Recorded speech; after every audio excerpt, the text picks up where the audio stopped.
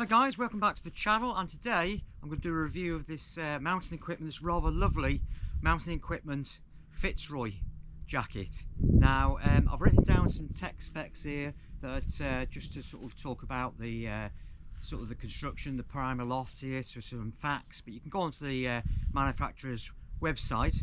But before I do, if you like these types of reviews, don't forget to like and subscribe to the channel for more of these kit reviews as and when I do them. So, a bit of a story around this jacket. I've waited for probably over 12 months to get my hands on this particular jacket. I did take quite a lot of thought before I actually went out and bought this jacket to understand what was right for what I like and what's right for the type of things that I do. Over the last 2 or 3 years, as I've got into my walking, my outdoors, I found personally for me that a hard shell Gore-Tex really is, I don't really get on well that much. I like the lighter sort of Gore-Tex. I feel it feels better. So for me, I was looking for the warmth and insulation and an outer which would stand up with high water repellency, and also I could also wear a hard shell underneath this jacket, as this jacket's designed for. So the mounted equipment, which is a rather lovely jacket, as you can see, sort of in this medieval blue, and the Magna, this beautiful nice orange colour, which is my favourite, and the outer shell is a Gore-Tex Infinium, as they call it. Now I've got my facts here, so I will refer to them. Now, as I always do with all my reviews, this is the first impressions. I've had this jacket probably about 6 weeks, and this is the first time I've really been out in it, apart from to the pub. And I'm going to test it out in harsh weather in Snowdonia the next chance I get to do that. So this will probably be in 2 parts, this review. That's the way I like to test my kit. So before you spend your hard-earned cash, I just want to make sure that, you know, I really put it through its paces, and if it's good, I'll say it's good, and if it's not so good and disappoints me, lets me down, I'll also tell you about that, as I've done on my other reviews where I've been disappointed. The Fitzroy jacket, which is from Mountain Equipment, as you can see, the usual detail that you've got here and here, which is lovely. And I'll just do a 360.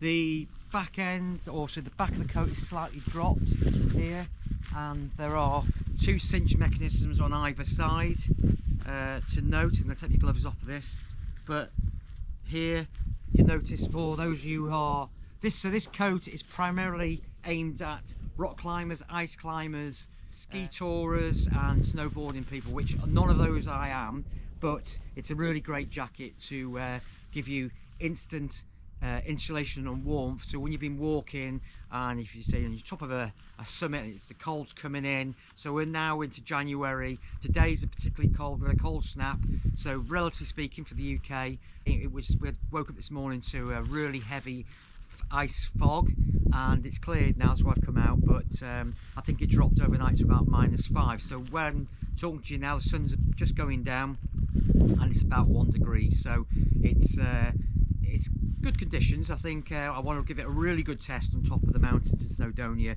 over the next couple of months. So, you know, with the wind chill, it'll probably get down to about -5, and that's really want to really test it out. So a belay jacket. So this is, as those of you who watched these type of videos will know, this is made of a primer loft gold insulation inside. It's not down, and the reason for me buying this is I've got down jackets, but as you all know, as soon as they get wet, they lose those insulation qualities that are so important on the top of a mountain. And I guess if you're stuck in rain and you're going to get cold, just with an outer shell, you've got, you know, if you layer underneath, you're okay, but obviously an outer shell won't give you the warmth this coat will. So it's not for everyone, but for me, my first impressions, the first thing I really did notice, what I really like about this coat, so the outer is a 30-denier Gore-Tex Infinium outer, which you can see here, it's got like this type of pattern on it here. I don't know whether that's ripstop or not, but it's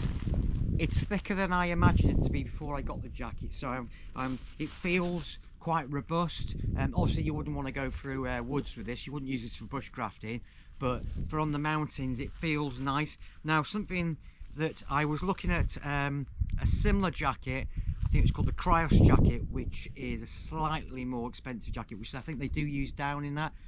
not synthetic, but that particular jacket that has a similar type, but it's had some criticism for it crinkles a lot when you walk. Now this particular outer isn't bad, and I haven't really noticed too much noise coming from it.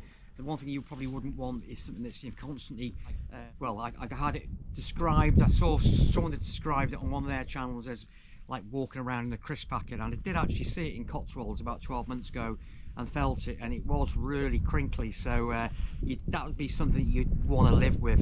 Anyway, back to this particular jacket. I'm just going to roll off some facts about it.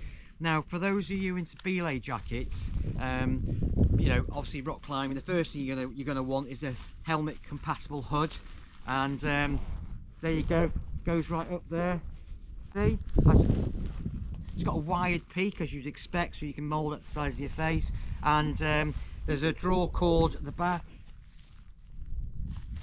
Usual standard good build quality from Mountain Equipment. Here you've got 2 cinching mechanisms to bring the hood right down and then protect you from the elements, so that's what you want. So you can really hunker down in this. It's a great coat, and I'll just quote, because I've written this down, the Primaloft. Now, to note, this Primaloft distribution in this particular coat is as follows. So the main body is 120 grams per meter squared. The sleeves are 80 grams meter squared, and the sleeves, the hood, and under the arms here, there's no zip bits in this thing at all. So if you want a dump piece on it, you know, something to be aware of, these belay jackets, they're built to give warmth. So when I've walked in them, I've got a Montane Flux jacket, which is a similar type of sort of belay jacket. It's a lot cheaper, but nonetheless that thing generates a lot of heat. So when I'm walking with it, I'll have it in my rucksack, or if I'm walking in it and it's slightly sort of damp conditions, I'll dump the heat and just open the zip. It's as simple as that. Now, yeah, so I mentioned there 80 grams on the sleeves, the hood, and under the arms. Now, on the panels, on the shoulder panels here, there's 60 grams as well, which overlays they describe it. And I think when you're carrying a rucksack, that'll stop it sort of in over the arms and the way the coat looks. So again, a good distribution of Primaloft gold. Now, the other coat that's a similar belay jacket in Mountain Equipment's range is the Citadel. Now, I think these came out about 2 or 3 years ago, so it's been on the market for a while. But the Citadel, to note, is twice the weight in the Primaloft. So what the measurements are, or the quantities I've just quoted to you then, they're almost double on the Citadel. So that would be an incredibly heavy coat or warm coat. Now, for the UK conditions, what I want, I've been driving the car with this thing, and literally it does generate a lot of heat. So when you come outside, you know, this is just, like I said, it's about freezing, and I'm not cold at all. I've literally got a synthetic wicking t-shirt underneath, as you'd expect. I've got a very light Mountain Equipment summer fleece, really, but it's a technical fleece, and I like that type of fleece because it just works. And then so it's instant warmth. That's what I like. You know, you're walking, you're generating sweat, you put it on, boom, and you've got some nice instant warmth, and that's what the idea behind this coat is. So one thing about just styling as well, the reason I went for this coat is I love, my favourite colours are olive on the trouser and burnt oranges and reds and that things. I love that, but I like the mix of this because I've got a couple of full orange coats and I wanted to be a bit different. This is mixed between the blue, the medieval blue, and the orange. Now, when I looked, there is a blue version of this, and you can get that for about 288. Because I wanted this particular colour. This is a medium, and I went for this. It was slightly dear. It's £306, so I waited and got this online in the sales. But it does generally, if you go to Mountain Equipment's main site, you'll be paying £360. So shop around for this, but be careful when you go onto a reseller site. Make sure you get the colours that you want, because I did get nearly caught out where they were advertising one colour, and when before I clicked and paid, I noticed the blue. Anyway, that's just by the by, something to be mindful of when you're buying this coat online. So as I said, I'm about 11 stone. This is a medium. I'd say this describes as a regular cut, so it's not an athletic cut, but it's designed to go over layers when you climb. And I said, nice climbing, and to give you that warmth. Now, something that they do describe in the mounted equipment site, it can also go on the outside of an outer layer. So if you've got a hard shell and you want some warmth, pop this over the top, and wouldn't naturally be the thing that I think about immediately. Yes, and 100% polyamide. Don't know what polyamide is. The inside of the coat, there's a security drop pocket here, which is really useful, and the inside of it is 20 denier as well, so that's slightly lighter material. Now, two-way zips on these things, YKK, they just work. Mountain equipment stuff just works, doesn't it? It's just really nice, and there you go, look, you just dump the heat from there if you're sweating in this thing. And they describe the inside of it as a wicking inside, to draw the moisture away from yourself when you're walking, which you would expect with a technical jacket of this cost and this design. There's a lot of thought gone into these mountain equipment coats, and you know, this top end stuff is it's just great, and it just feels nice when you put it on.